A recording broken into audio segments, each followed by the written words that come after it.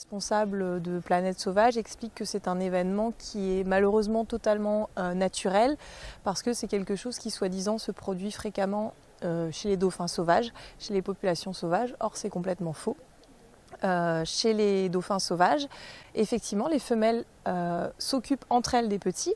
Les mâles n'interviennent pas dans l'éducation des petits parce qu'ils ne savent pas qui est le père. Mais les femelles en fait s'entraident. Il y a un système de nourrice ou de marraine, ça dépend comment on appelle ça, qui est extrêmement fort. Donc une femelle qui souvent elle-même a déjà eu des petits mais qui n'est plus en charge d'un delphino aide en permanence une maman.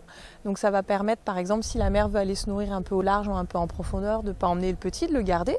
Donc nous, régulièrement, en mer, en ce moment, on croise des pouponnières. C'est-à-dire qu'on va avoir 5-6 adultes pour 10 petits. Sauf qu'une femelle, elle ne fait qu'un petit à la fois. Donc elles se regroupent, il y a des crèches, en fait. Elles s'organisent et il y a une grosse solidarité. Cette solidarité, elle va même jusqu'au fait que si malheureusement la mère doit décéder, la femelle, la nourrice, justement devient une vraie nourrice puisqu'elle se met à produire du lait pour permettre aux petits de ne pas mourir de faim. Donc c'est vraiment un système qui est extrêmement fort. Les femelles se choisissent entre elles et donc les petits sont protégés et il n'y a jamais de cas d'attaque entre femelles qui finit par la mort d'un petit.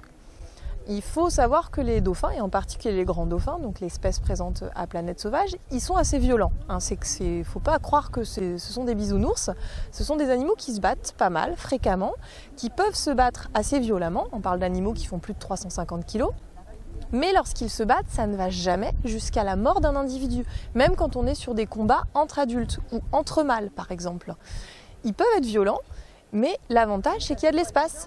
Donc dès que ça dégénère un petit peu, eh bien simplement, ils ont juste à s'écarter et il n'y a pas de blessés. Et on en a la preuve puisque ça fait plus de 40 ans que sur les côtes métropolitaines sont recensés les cas d'échouage par un organisme qui centralise toutes les informations. Et il n'y a pas de cas recensés de grands dauphins, que ce soit des adultes ou des jeunes, pour lesquels on aurait soupçonné que la mort était liée à une attaque par un autre individu. Donc je suis très surprise que Planète Sauvage et Martin Boy nous expliquent que c'est quelque chose de naturel qui arrive très fréquemment. J'aimerais bien savoir d'où il sort ce genre d'informations parce qu'en tout cas c'est pas d'ici, c'est pas de la France et c'est pas sur les grands dauphins.